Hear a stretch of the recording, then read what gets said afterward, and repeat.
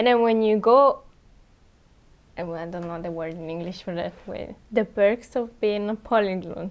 Well, I guess that you don't have this expression in English. Hello, global citizens, and welcome to my new office, but also Live Love Lang, which is the Gladly Global YouTube channel. This is where we teach you how to learn multiple languages and how to go abroad. Today I want to talk about organization. Ooh, weird. Anna talks about organization. Never heard about it. Anyways, I want to talk about note-taking because when I was at elementary school, I developed a system to summarize what I had to study for school, and since then I improved it a lot. It's been through many changes and now I feel like it's a second language for me, so I want to show it to you. Maybe you can find it useful. Honestly, I never thought that it was anything special, but then recently somebody asked me about it and I was like, oh, okay, I guess I will do a video then. These techniques that I will explain during the videos I use to summarize what I study, to take notes when I'm at lectures or something like that, or just to make to-do lists for the everyday life. So since I have spatial memory, for me it's better to remember things that are summarized in one page or a limited number of pages. It's not photographic memory. I wish I had photographic memory because I cannot read in my mind, but I can see that the things are in a certain location on the page. So what I did was develop a series of methods and techniques to categorize all the information so that I can remember which information was where and therefore what information it was. Well, it doesn't matter, you don't have to know this, but that's why I want to cram everything into a page, and I use things like bullet points, frames of various shapes and colors to put all the information in their space. Okay, let's talk about the methods that I use more in depth. So first of all, I think that bullet points are the supreme leaders of note-taking.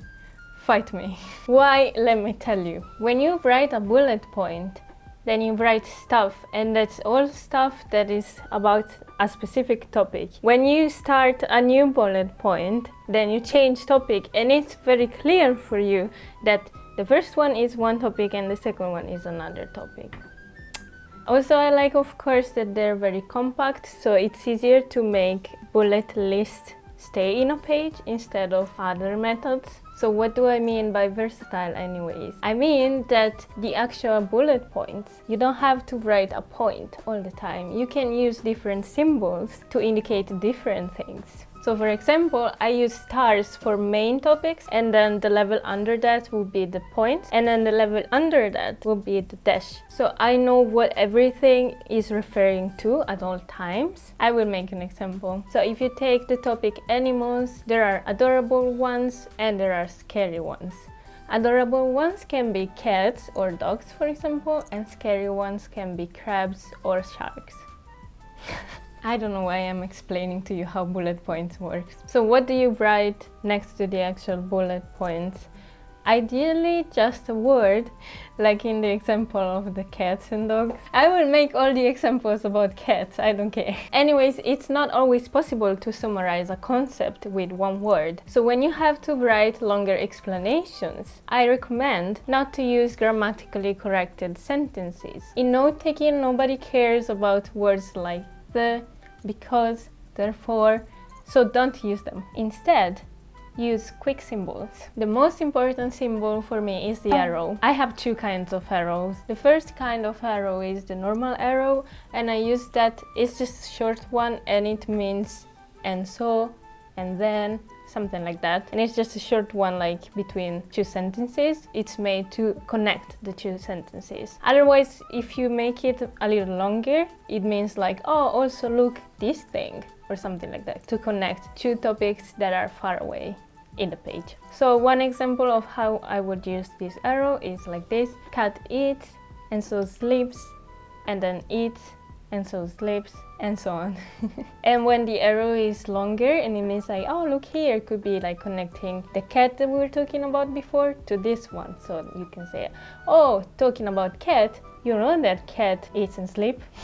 So the other kind of arrow that I use is the double arrow or fat arrow. That kind of arrow is more like strong and it means strong consequence or something like that. So for example, cat litter not clean, consequence very smelly. Arrows can point both directions, and when it's pointing forward it means therefore, and when it's pointing backwards it means because. So with the previous example, very smelly, because cat litter not clean. Another symbol that I use all the time is colon. This one. By the way, I researched this earlier because I didn't know how to say and I was like, but why though? Anyways, I use colon when I have to describe something. For example, instead of saying cats are adorable creatures, I would be like cats, colon, adorable creatures. Sounds stupid, but anyways, it saves a lot of time. For example, if I have to describe something that has a lot of characteristics, but I don't want to make its own bullet point list, I just use the colon technique plus comma to divide all the different information. So for example, cats are adorable creatures with pointy ears, cute feet, and a soft belly. Deal with it. Okay, last but not least, colors. I use markers and highlighters a lot, if you didn't notice. Actually, let me just show you now. Whee! Oh my god, I'm sorry, this is very messy. But these are all my markers. Anyways, the point of using markers and highlighters is to highlight the key points. So when you're looking at your notes and you're searching for information, you can immediately pinpoint where everything is. My color code changes based on what kind of notes I'm taking and for what subject and a lot of other reasons. So I don't have like a general rule to tell you. And I recommend that you find your method anyways. But just so you have an idea, if I have to generalize, titles for me are pink, secondary important topics are orange, dates are yellow, and people's names are green. For school notes, I preferred using only black pen, so then when I would highlight the words, it would stand out better. But for language notes, recently especially, I've used a lot of different colored pens. So for example, I would write a word in red and then I would write in orange the pronunciation or something like that. I feel like how to take language notes should be a video on its own, so stay tuned for that. I don't know, does anybody even want to hear me talking about this? What am I doing? Why are we still here?